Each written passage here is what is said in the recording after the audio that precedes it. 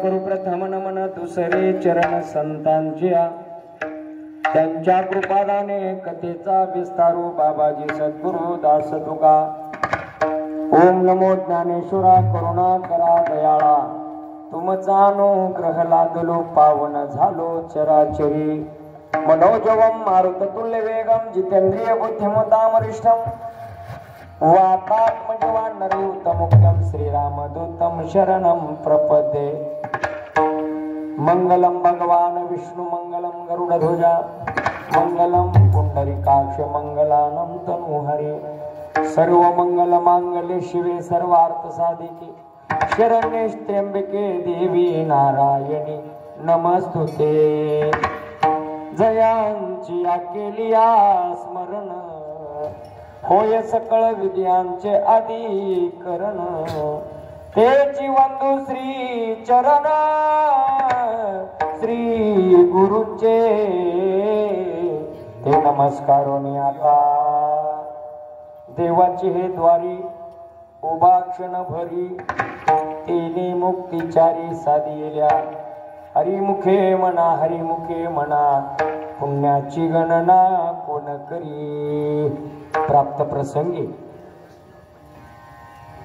कीर्तन रूपी सेवेकरिता निवडलेला अभंग योग्यांचे मायबाप समाधीचे राजे ज्ञानोबा चक्रवर्ती ज्ञानोबरायांचा 27 अभंगापैकी प्रथम क्रमांकाचा सर्वांच्या जीवनामधला रोजच्या संध्येमधला पहिल्या क्रमांकाचा हरिपाठातला सर्व वारकऱ्यांच्या हृदयात साठवणारा पहिलाच अभंग आहे म्हणून 27 अभंगाचा पाया पहिल्या अभंगामध्ये ज्ञानोबरायांनी रचला म्हणून आज सप्त्याचा पाया ज्ञानोबरायाच्या अभंगाने प्रथम सप्त्याचा पाया म्हणजे प्रथम दिवस आहे म्हणून त्या निमित्ताने सेवेकरिता निवडलेला अभंग माझ्या ज्ञानोबरायांचा कारण पाया जर पक्का असेल तर इमारत पक्की आणि पाया जर इकडं तिकडं जर झाला ना दादा, कधी इमारत ढासळल हे सांगता येत नाही. म्हणून जीवनाचा पाया पक्का असला पाहिजे. कोणत्याही कार्याचा प्रारंभ हे पाय आहे. म्हणून आज या ठिकाणी भावनाथ सोर या जागृत देवस्थानाच्या या संतांच्या पदपर्शाने पावन झालेलं तीर्थक्षेत्र आणि या तीर्थक्षेत्रामध्ये ज्ञान यज्ञ सोहळा प्रतिवर्षाप्रमाणे याही वर्षी गावातील सर्व लहान थोर भावी भक्त यांच्या समुदायाने, यांच्या एका विचाराने, यांच्या एका भावनेने हे चालत आलेलं ज्ञानाचं पुष्पक आहे माय बापा. आणि म्हणून करता त्या दरबारामध्ये आज अखंड हरिनाम सप्ताह मौल्य भावठाणा, भावाचं ठाण करून बसलेलं, ठाण मांडून बसलेलं हे भावठाण आहे. याचा अर्थ कोणत्याही पंडिताकडून करा, भावाचं जिथं साठवण केली जाते तिथं देव असतो. म्हणून हा देव आहे, भावनाथेश्वर आहे. आणि याच देवाच्या कृपा आशीर्वादाने इथली जनता आनंदाने नांदत आहे. आणि म्हणून हा आनंदाचा सोहळा आज आपल्या गावामध्ये ही परमार्थाची गुढी उभा केली बरं का माय बापो. म्हणून तुम्ही सर्वजण भाग्यवान. या ठिकाणी सर्वांच्या आज्ञेनुसार म्हणा, सर्वांच्या वतीने म्हणा, याचक जीवाकडे आलेली सेवा आणि त्या सेवेला भगवंताची कृपा, साधू संतांचा आशीर्वाद आणि म्हणून इथपर्यंत आलो. जीवनामध्ये संतांची कृपा असेल, साधूंची कृपा असेल, येडा धनगर ही रामायण लिहितो. लक्षात येईल तुम्हाला. नाथांची कृपा झाली आणि गावबा नावाच्या धनगराने महाराज अख्खं रामायण लिहिलं 42 अध्याय. ही कृपा संतांची. म्हणून कुणाचं ज्ञान कुणी लक्षात आलं, हा त्या ज्ञानाची किंमत कुणी करायची नाही. लक्षात घ्या. म्हणून भगवंताच्या कृपा आशीर्वादाने हे चालत आलेलं ज्ञानाचं या ठिकाणी दिव्य आणि भव्य सोहळ्याचं कार्य आज आपण सगळ्यांच्या उपस्थितीमध्ये ज्ञानेश्वरी पारायण, रामकथा, जीवनामधली ज्याला घालवायची व्यथा त्याने ऐकावी रामकथा. आणि म्हणून जे रामकथा या ठिकाणी सर्वांच्या वतीनं आज या रामकथेचं प्रयोजन झालं माय बापा. सुंदर वैभव या ठिकाणी मला पाहायला मिळालं. या ठिकाणी सर्वजण उपस्थित असलेली या सप्ताहामध्ये आपल्या देहानं सेवा करणारी मंडळी आज या ठिकाणी मला पाहायला मिळाली. सर्व परिचित असणारी मंडळी आहे, सर्व परिचित मंडळी आहे. माझ्या माता बहिणी या ठिकाणी आलेल्या आहेत, तेही परिचित आहेत. तुम्ही सर्व परिचित आहात. मृदंगाचार्य परिचित आहेत सर्व. कारण 3 वर्षे झाले याच ठिकाणी कथा होती आणि याच स्वरूपाची होती. कारण हीच स्वरूप पुन्हा तुम्हाला या ठिकाणी भगवान परमात्म्यानं धावून दिलेलं आहे. लक्षात घ्या. चिंतन आपल्याला कार्यक्रमाची वेळ 9 ते 11 योग वेळेमध्ये आपलं कीर्तन या ठिकाणी भगवंताच्या चरणी हे नामावली समर्पित करायचे माय बापू.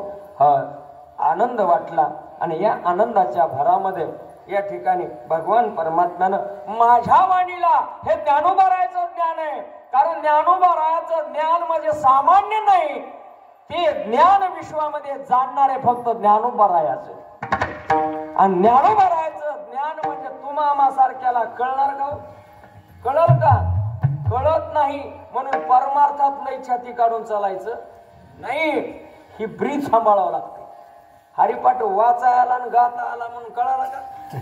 कळाला का? नाही महाराज.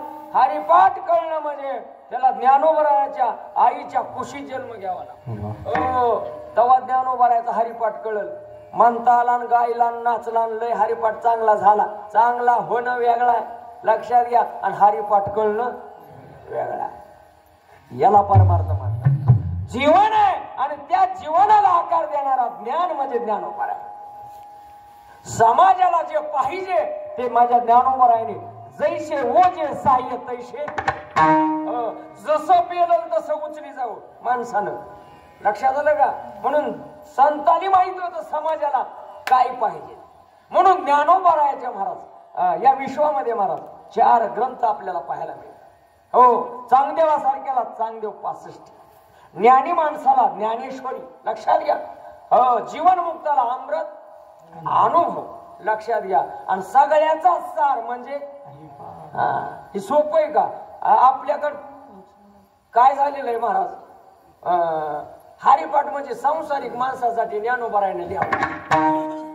संसार माणसाला हरिपाठ कळल कळल का? नाही कळत. ज्ञानोबराय म्हणतात ते जीव जंतू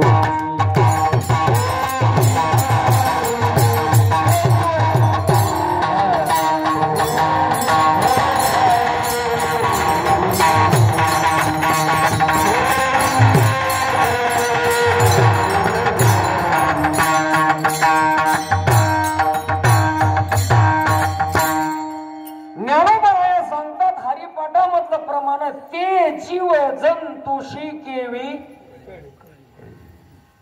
आपल्यासारखेली मारलेली कुराडे हरिपाठामध्ये ज्ञानोबा. तुम्ही आम्ही जीव जंतू, ते ज्ञान जीव जंतूला कळणार नाही. कारण का? ज्ञानोबा म्हणले तेथील प्रमाण ते जीव जंतुशी केवी कळे. कळलं का आपल्याला ज्ञान? कळत नाही. हरिपाठ म्हणजे सूत्र आहे. तुम्ही ज्ञानी माणसे सगळे म्हणून सांगतो हरिपाठ म्हणजे सूत्र आहे. आणि जो सूत्र म्हणजे धागा आहे, जो धाग्यानं आपलं जीवन जगतो. लक्षात घ्या. हरिपाठ तुम्हाला सोपा वाटला का? नाही महाराज. हरिपाठ हे गुह्य ज्ञान आहे आणि ते गूढ आहे. लक्षात आलं का? आणि ते ज्ञान ज्ञानोबारायाकडे परंपरेनं आलं. निवृत्तीने दिदळे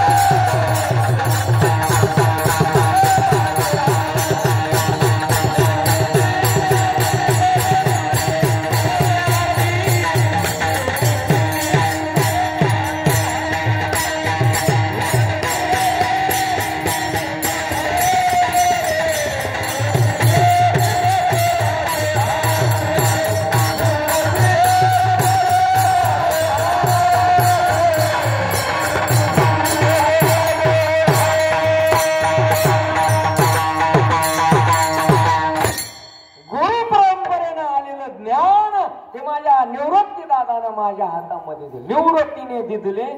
पण कसं आहे ते? ज्ञान गूढ गम्य. गूढ असणारा गाभा आहे तो. आणि ही गाभा चाकणारे ज्ञानोबाराय. अशी परंपरा आहे महाराज. कुठपर्यंत आली? ज्ञानोबारायपर्यंत. हो. मग ही वेदाचा जो सार आहे ते माझ्या सामान्याला याचं ज्ञान व्हावं अशी तळमळ कुणाला झाली? ज्ञानोबारायला झाली.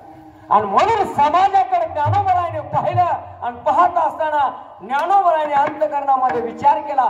असंच कुठपर्यंत? एकच गुरु एकच शिष्य, एकच गुरु एकच शिष्य. कुठपर्यंत?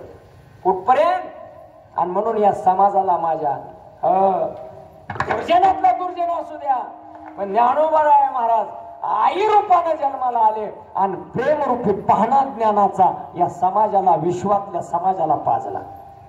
पाना पाजणारी कोण आहे? आई आहे. लेकराचं हित व्हावं असं जर कळवळा येत असेल तर कुणाला? आईला. तसं या विश्वातल्या या सगळ्या लेकरांचं हित व्हावं, त्यांना ज्ञान प्राप्त व्हावं आणि त्या ज्ञानानं मोक्षापर्यंत या जीवाला जाता यावं हे कळवळा कुणाला? ज्ञानोबारायला. म्हणून करता हा जीव अज्ञान रूपी डोहामध्ये अडकलाय. लक्षात घ्या. अज्ञान रूपी डोहामध्ये अडकलेल्या जीवाला वर काढायचंय. ही तळमळ कुणाला? ज्ञानोबारायला. लक्षात घ्या. हा जो गुंथाय ना संसाराचा हे आपल्याला निघत नाही. इथं कोणीतरी शहाणा यावा लागतं. इथं कोणीतरी शहाणा यावं लागतंय आणि त्या शहाण्याची आपल्याला संगत घडावी लागेल, त्या शहाण्याची ओळख व्हावी लागेल. तेव्हा इथला संसारातला गुंथा निघेल आणि ते गुंथा काढणारे महाराज संत. जसं एखाद्या लहान मुलीचं केसाचं विंचरायचा गुंता काढायचा केसाचा, ती आई समोर बसली मुलगी आणि आई हळुवारपणे त्या केसाचा त्या मुलीच्या काय काढते, रूपी संत या मातीत प्रगट झाले आणि तुम्हा आम्हाला या गुंत्याच्या बाजूला काढण्याचा त्यांनी प्रयत्न केला. त्याच्यासाठी हे ज्ञान आहे. विठाला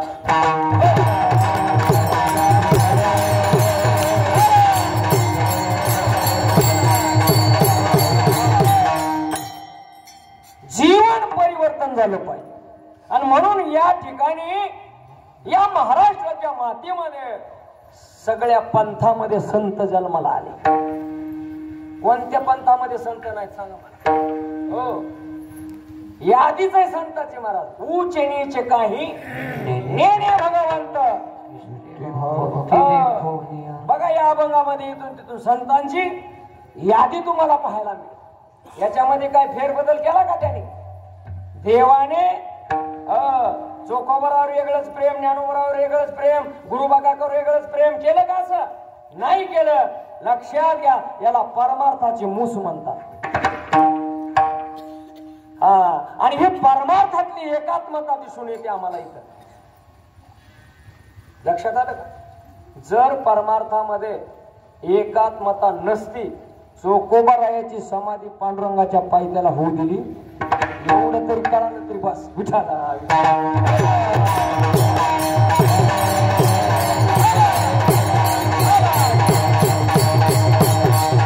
संप्रदाय जगाच्या पाठीवर एवढा मोठा आहे आणि तो मोठाही राहणार आहे.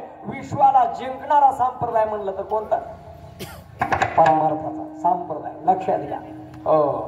हा संप्रदाय पंथ जीवनामध्ये सर्वांना या ठिकाणी ज्ञान देणारा आणि सर्वांचं परिवर्तन करणारा हा संप्रदाय आहे.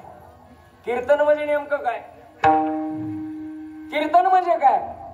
हो, कीर्तन म्हणजे ज्या जीवाचं ज्या ज्ञानानं होतंय परिवर्तन त्याचं नाव कीर्तन. विठ्ठला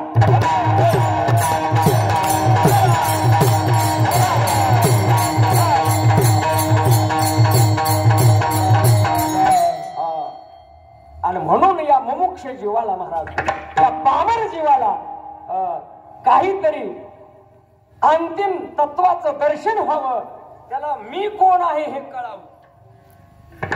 ज्याला माणसाचा जन्म प्राप्त झालाय त्या प्राण्याला कळावं की मी कोण आहे. याच ज्याला त्याला ज्ञान झालं ना, बस तत्वाचं ज्ञान झालं. हा मी गा वासुदेव तत्वता, ही अशी वृत्ती झाली पाहिजे. मग अशी वृत्ती होण्यासाठी काय त्यागला पाहिजे? शेडी विकार. शेडी विकार त्यागले पाहिजे. निष्ठे शेडी विकार त्यागून पुन्हा ती प्राप्ती होईल का? नाही महाराज, त्याचं लय चिंतन आहे महाराज. कारण तिथपर्यंत जाण्यासाठी महाराज लवकर डायरेक्ट जाता येत नाही महाराज. समजा देवाकडे जायचं, आपण आधी जाताल का संत जातील का योगी जाईल? देवाकडे डायरेक्ट जाता येते का आपल्याला? नाही जाता येत. जाण्यासाठी त्याला काहीतरी आपल्याला कर्म सांगितले. देवाकडे जायचं कसं? लक्षात घ्या. योगीही देवाकडेच येतात, हो, आणि भक्तही देवाकडे जातो. लक्षात आलं का? मग जाण्यामध्ये लक्षात घ्या, देवाकडे जाणारा योगी आहे. योगी हिमालयाच्या ठिकाणी तपश्चर्या करतो, योग साधना करतो, अष्टांग योग करतो आणि ती देवाकडे डायरेक्ट. त्याला वसिला कोणाचं लागत नाही. लक्षात घ्या. पण त्याच्या जीवनाची हमी त्याच्यावरच आहे. साधना करत असताना काही संकट जर आलं तर त्याची त्याला निवारावं लागतं. तिथं देव सहाय्य होत नाही त्याला. कुणाला? योग्याला. आणि म्हणून करता योगी अगोदर देवाकडे जातो, पण त्याच्या मरणाची, त्याच्या जीवाच्या आत्मघाताची चिंता त्यालाच करावी लागते, काळजी त्यालाच. तस भक्त होऊन जर देवाकडे गेलात तर भक्ताला तारण्यासाठी काळजी. माझा पांडुरंग परमात्मा देव त्या ठिकाणी मागे पुढे उभा राहे सांभाळता आली आगाता. म्हणून करता मग योगी होऊन जाण्यापेक्षा या कलियुगामध्ये महाराजांनी सांगितलं भक्त हो, मी भक्त तू देव ऐशे, मी भक्त तू देव ऐशे करी. म्हणून भक्त होऊन देवाकडे गेला तर देव सांभाळतो. एक सुंदर दृष्टांत दिला, माकडीनीलाही पिलं होतात.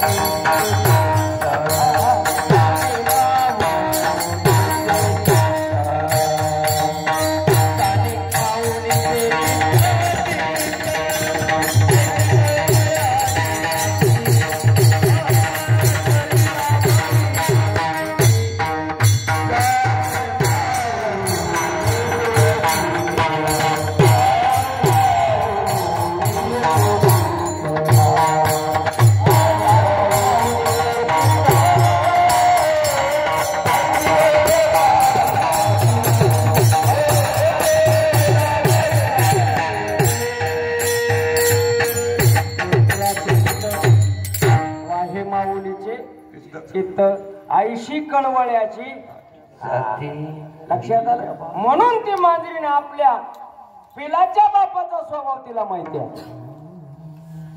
कुण्या दिवशी खाऊन टाकील ही तिला माहिती असते आणि म्हणून करता इकडून तिकडं ती स्थलांतर करते. तसं भक्ताचं रक्षण मला हे सांगायचं. काय करतो देव करतो, पण तशी भक्ती करावी लागते महाराज. तशी भक्ती करावी लागते. भक्ती सोपी वाटली का? नाही महाराज. आपल्या भक्तीनं देव प्राप्त होत टंगळ मंगळ भक्ती आहे.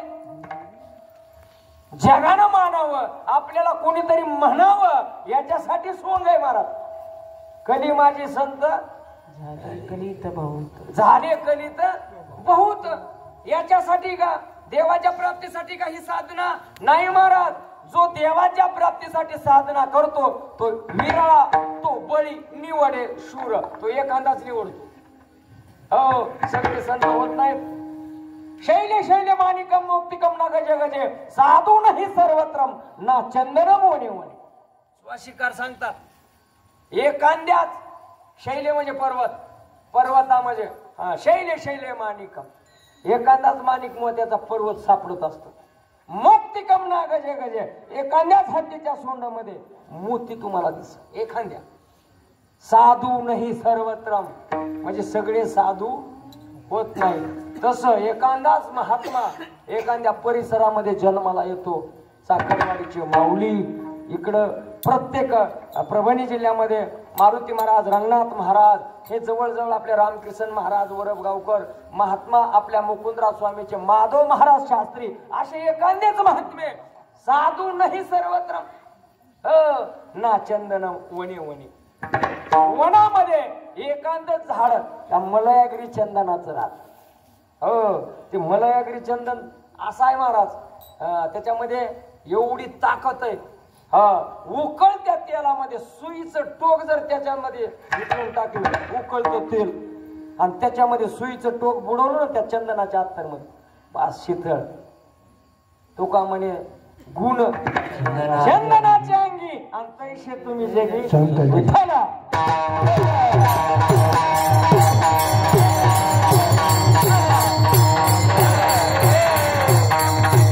अशी भक्ती केली तर देवा त्याचं संरक्षण करतो महाराज. हे सगळ्याला उदाहरण माहिती.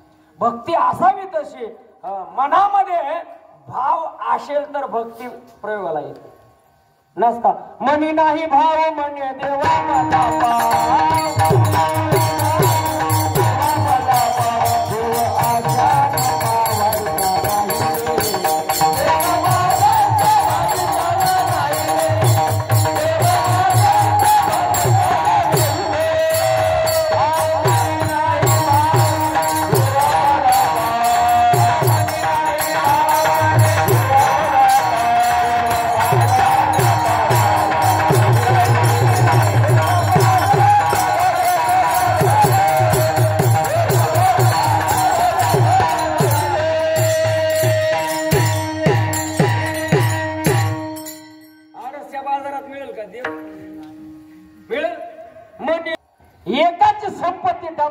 आणि एकाची संपत्ती डबड्यात.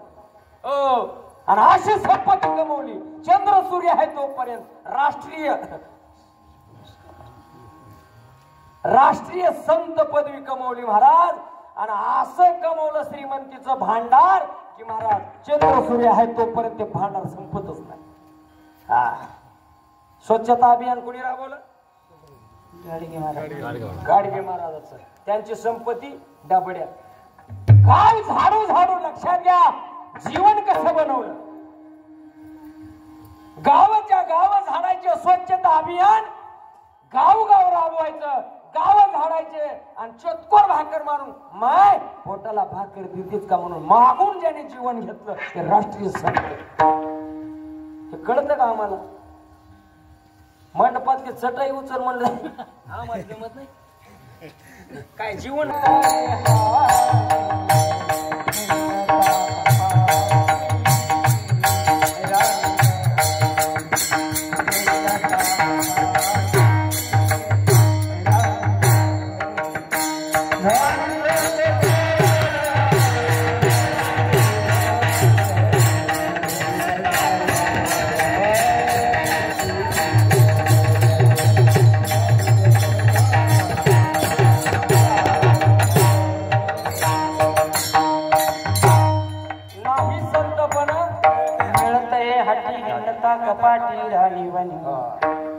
संत पद प्राप्त करण्यासाठी महाराजांनी आयुष्य आपलं वेचलं.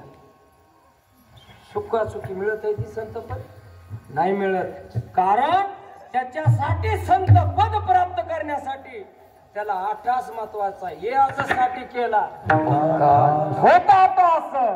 आणि शेवटाचा दिस याला संत पद म्हणतात. तेरी हरिण पणगावरी मिळेल का? मिळत नाही. म्हणून आपलं संशोधन करा. दुसऱ्याकडे बोट लावू नका. आपलं कुठं दोष आहेत हे बाहेर काढा. मग ज्या दिवशी दोष बाहेर निघतील त्या दिवशी अख्खं जग तुमच्या चरणावर डोळाल. बरं माझं कीर्तन कळायले का सांगा बरं. पुन्हा कर्म पशु पक्षाचे माणूस म्हणावं का पक्षी म्हणावं. त्याला नाथ महाराजांनी सांगितलं लांठागर धवजान आणि पुच्छे हिन दो पाय.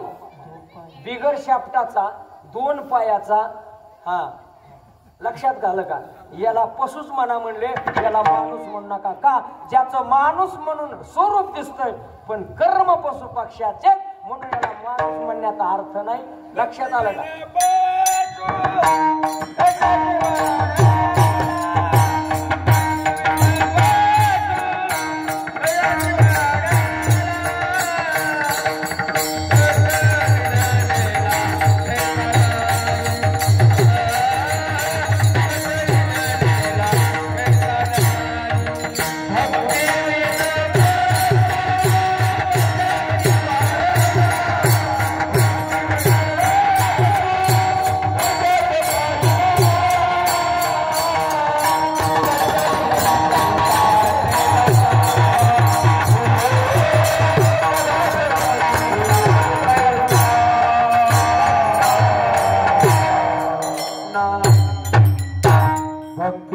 पशु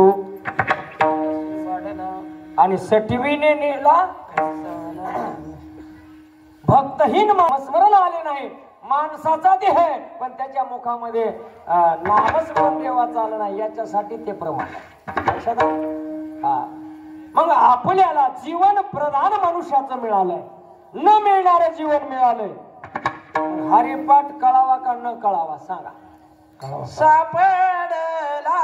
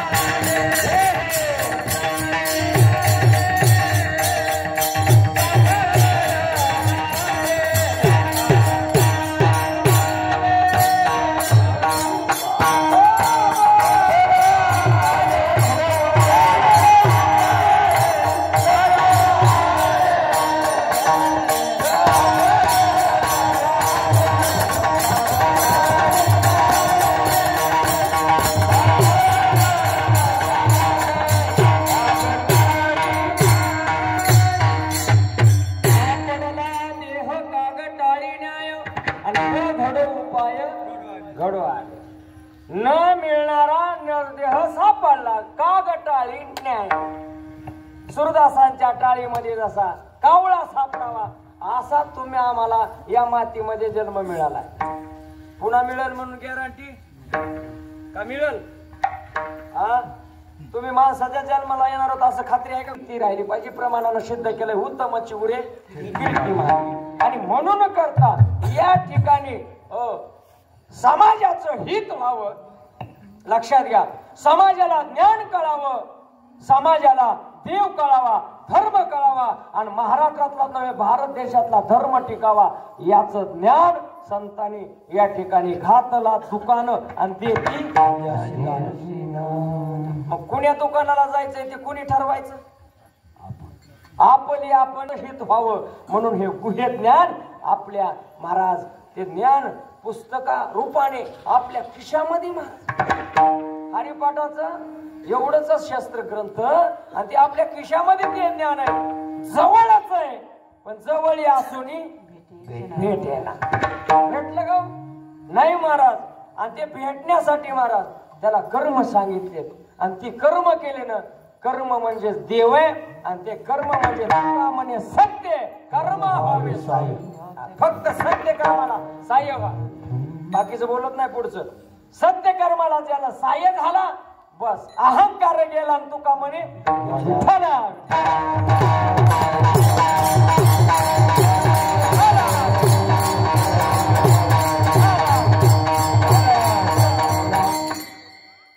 किती पगार दिली असेल हो त्यांना सांगतो. जीव हा पिंड आईच्या उदरात वाढू लागला. वाढत असताना हे तुम्हाला माहिती सगळ्याला तिथलं दुःख मातेच्या गर्भामधलं. मातेच्या उदर कुहरी पचोनी विष्णूच्या दातारी उकडोनी नवमासवरी जन्मा जन्मानी मरताती. तिथं एअर कंडिशन आहे का आईच्या उदरामध्ये? काय फॅन पिन काय पंखा?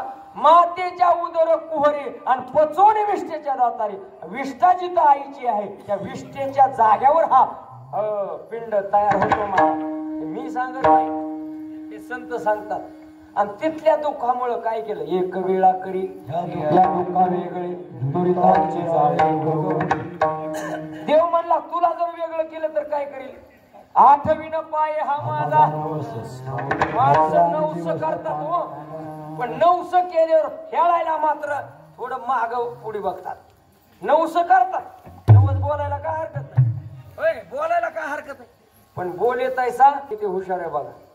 ज्या वेळेस अनासायाशे त्या बाळाला लक्षात घ्या, जन्म आईच्या उदरामध्ये बाळ वाढू लागलं. जसं जसं बाळ वाढल तसं तसं त्याच्या खाद्याची व्यवस्था कोणी केली? आईनं का देवानं केली? बाळा कोणी केली? दुधाची उत्पत्ती आणि वाढ श्रीपती सगळे दोन्ही. आईला काय आटास करणं लागला का दुधाचा?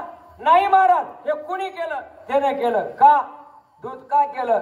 महाराज लक्षात घ्या, बाळाला अन्न खाता येत नाही महाराज, लक्षात घ्या. म्हणून भगवान परमात्म्यानं काय केलं? त्या बाळाला आईच्या उदरामध्ये सर्व अवयव दिले महाराज. सर्व पिंड तयार झाला, अवयव दिले. बाळ जन्माला घातला, जन्माला आला मृत्यू लोकामध्ये. आणि जन्माला आल्यानंतर पुन्हा बाळाला त्या भगवान परमात्म्याने पुन्हा बाळाला एक अवयव दिला. बरोबर आहे? बरोबर आहे का चुक आहे माझं? आईच्या उदरामध्ये चॅनलवाले, आईच्या उदरामध्ये बाळाला देवाने सर्व अवयव दिले, पण बाळ जन्माला आल्यानंतर पुन्हा एक अवयव दिला. त्याचं नाव सांगा, 1000 रुपये घेऊन जा. नाही सांगितलं तर दुप्पट द्या. देवाने बाळाला आईच्या उदरामध्ये सर्व अवयव निर्माण केले, पण बाहेर आल्यानंतर त्या बाळाला एक अवयव दिला. कारण बाळ बायमान होईल म्हणून देव हा चतुर होता. चतुरात शिरोमणी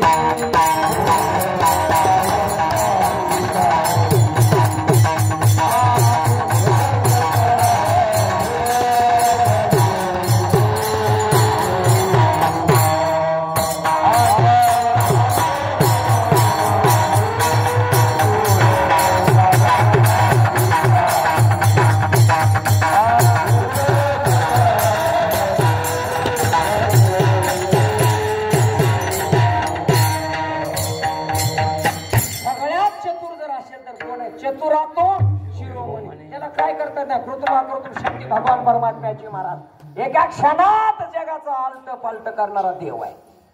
बरोबर हा म्हणून करतात. त्याला माहित होतं याला जर आईच्या उदरात तो अवयव दिला, आता लक्षात येईल तुमच्या, आता लक्षात येईल याला जर आईच्या उदरामध्ये तो अवयव दिला तर यानं आईचं मधल्या मध्येच कातड खाल्लं असतं, काळीच खाल्लं असतं. लक्षात आलं? लक्षात आलं आता? वा मग दात मधून येतात का बाहेर आल्यानंतर? देवाला काय झालं मध्ये जायला? चतुरातो शिरोमण. बाहेर आल्यानंतर काय खायचं ते खा म्हणा, काय खायचं ते खा. हे आपल्या लक्षात येतंय का? येतंय का? देव एवढा चतुर, देव चतुर, देव चतुर. हा महाराज म्हणून जीव बैमान झाला देवाला, म्हणून या आडमार्गे कर्म करू लागला. आणि म्हणूनच देवाला काय करता येत नाही महाराज.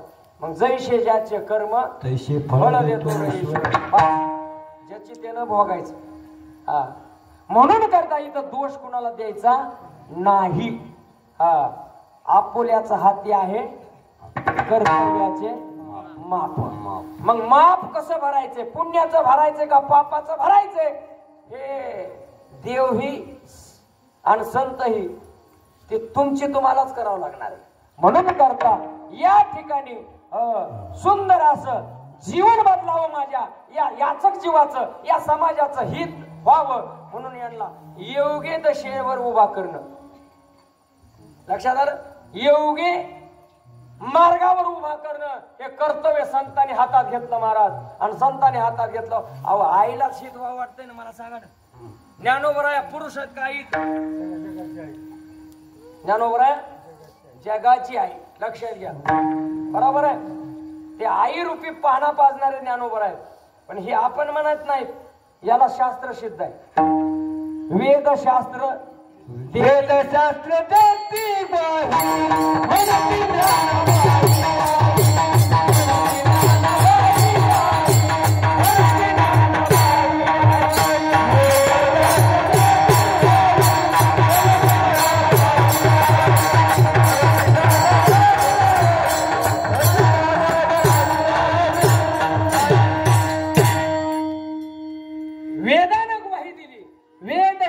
देती आणि म्हणती ज्ञानाबाई आई होऊन ज्ञानोबराया आले आणि या गुढ गम्य ज्ञानाचा पाहणा आपल्यापर्यंत त्याने पाजला महाराज. किती उपकार म्हणा. हा लक्षात. याला हित म्हणतात, याला लेकराचं हित म्हणतात महाराज. नसता एक एक आईला लेकराचं हित कळत नाही महाराज. लक्षात घ्या. लेकराचं हित कळावं. बघा गोडस असा बाळ जन्माला आला त्या माऊलीला आणि माऊलीनं उचलून घेतलं त्या बाळाला. गोडच आहे. गुबगुबीत गाल आहेत, गोरे पान, जावळ आहे काळ भोर, काजळ घातल्यासारखे डोळे. हसल्यानंतर बाळाच्या गालावर कळ्या पडतात महाराज. एवढं सुंदर बाळ त्या आईनं घेतलं आणि असं बघू लागली निहाळून त्या बाळाकडे. कोण? आई. आई बघू लागली महाराज. एवढा आनंद झाला महाराज तिला, एवढा आनंद झाला, प्रसन्न झाली आई ती. कारण बाळाचा श्रृंगार, बाळाला आहे का आईला आनंद आहे त्याचा? बाळाला श्रृंगार केल्यावर आईला आनंद आहे का बाळाला? अहो ते हार बघ आहे ना, त्याला काय कळणार आहे मला किती श्रृंगार केलाय? आईलाच आहे. त्याचं ज्ञान कुणाला आहे? आईला आहे. तशी आई लागते. आणि आईनं पाहिलं त्या बाळाकडं आणि पाहत असताना एवढा आनंद झाला विनेकरी बाबा, एवढा आनंद झाला. आणि आनंदाच्या भारामध्ये आईला तेवढंच दुःख झालं. आईला तेवढंच दुःख झालं का? की बाळाकडे बघता बघता म्हणले एवढा तुझा सुंदर चेहरा, एवढं तुझं सुंदर स्वरूप बाळा, पण याच्यावर भरवसा ठेवू नको. लक्षात आलं का? कारण हे एक दिवस जाणार आहे. म्हणून पाळण्यात घातलं त्या बाळाला त्या आईनं. आणि पाळण्यात घालून त्या मातेनं त्या बाळाच्या गालावर आपला गाल ठेवला आणि पाळणा हळूहळू हळू लागली. आणि मग त्या बाळाला पाळण्यात उपदेश केला त्या माऊलीनं. या देहाचा भरवसा पुत्रानं धरावा आईसा, माझे माझे मनोनिया भव दुःखाचा वळसा बहुत ठकियेले मृग जळाची आशा तृष्णा ही सांडोनिया योगी गेले वनवासा परियशी मदालसा सोहम झुजू रे बाळा हे बाळा हा देह नाशिवंत मळमूत्राचा भागा वरी चर्म घातले रे कर्म कीटकाचा जाना रव रव दुर्गंधी रे मंगळतेचा बाना स्मृत्या हरिहरा शरण जाई बा गोविंदा परियेशी मला लसा सोहम झुजूर बाळा. त्या आईनं त्या बाळाला हिताचा उपदेश केला. अशी जाणकार आई असावी. लक्षात आलं का? महाराष्ट्रातल्या माऊलीला सांगतो मी, नवे नवे भावटाण्यातल्या माऊलीला सांगतो, काहीच पाठ करू नका, एवढी मदालसा पाठ करा म्हणजे तुमच्या लक्षात येईल. काही पाठ करू नका बाकीचं, एवढी मदालसा पाठ करा आणि मग लक्षात येईल बाळावर काही उपदेश करायचा. नसता एका बाळानं शाळेतून उगत चल का पाप करायला हे कळालं पाहिजे. सांगितलं फाशी द्या म्हणले याला आणि महाराज फाशीची शिक्षा ठरली. आणि त्या मुलाला सांगितलं बाबा तुझी शेवटची इच्छा काय? त्यानं सांगितलं शेवटची इच्छा आईचं दर्शन. मला सांगा, साहेबाले वाटलं हातकड्या घालून नेलं, आई समोर उभा केलं, आई बसलेली दारामध्ये आणि दारामध्ये आई बसलेली, साहेबाले वाटलं पाया पडून येईल आईच्या. त्याच वेळेला माझ्या गालात मारलं असतं आणि जिथून वस्तू आणली बाळा तिथं ठेव, मी दुसऱ्या दिवशी कंपास आणत होतो का? हे आई तुझी संस्कृती मला आज फाशीला दिली. हे महाराष्ट्रातल्या तमाम जनतेला संदेश आहे महाराज. कारण आपल्या जीवनामध्ये काय धन आहे तर आपले लेकरही आपलं धन आहे आणि ही संततीच हे धन आहे. म्हणून करता जास्त चिंतन या ठिकाणी करायचं की आपल्या संस्कृतीमध्ये बदल कसा झाला पाहिजे हे प्रत्येक मातेला वाटलं पाहिजे. आणि आपला मुलगा सात्विक विचारानं या महाराष्ट्राच्या मातीमध्ये डॉक्टर बनला पाहिजे, इंजिनियर, कलेक्टर असा मोठ्या पदावर गेला पाहिजे, समाजाची सेवा त्याला घडावी, त्याचा इतिहास बनवा दादा. असा पिंड जन्माला येण्यासाठी महाराज ते विचार करा आणि ते विचार केल्यावर तुमचं खरंच महाराज वैकुंठ भुवन.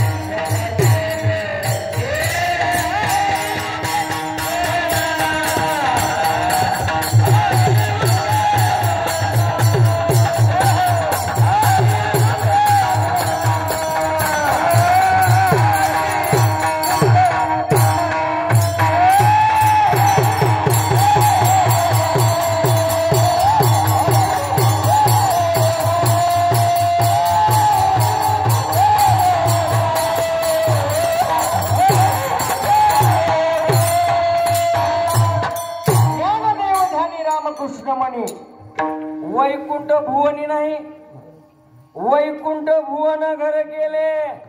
थोडा अर्थ लक्षात आणीचा. त्याला दुसरं वैकुंठ नाही, घरच त्याचं वैकुंठ भुवन.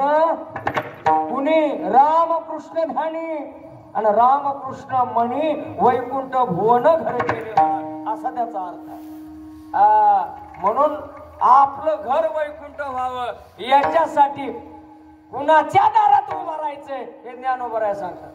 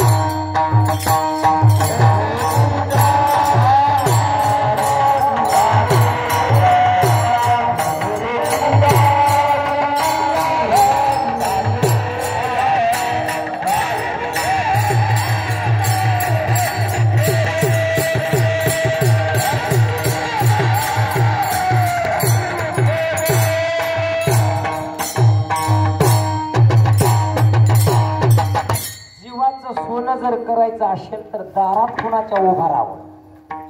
लक्षात आलं. हे ज्ञानोबराय हरिपाठाच्या अभंगाच्या प्रथम चरणामध्ये सांगतात. मी देवाच्या दारात उभारलो, देवाची द्वारी उभा क्षण भरी. आता इथं उभा लक्षात आलं का? उभा हा शब्द बघा ना आलेला. काय आलेला? उभा. उभा म्हणजे असं उभारलेला उभं म्हणायचं. उभा म्हणजे काय? उभा म्हणजे तत्पर, ज्या चांगल्या कर्मामध्ये हाती घेतलेलं कार्य तत्पर उभा राहून ते कार्य पूर्ण करणे याला उभा म्हणायचं. याला उभा म्हणायचं. सप्ताहाचं कार्य हातात घेतलंय, तंतोतंत योग्य वेळेला निवेदन पद्धत. लक्षात आलं.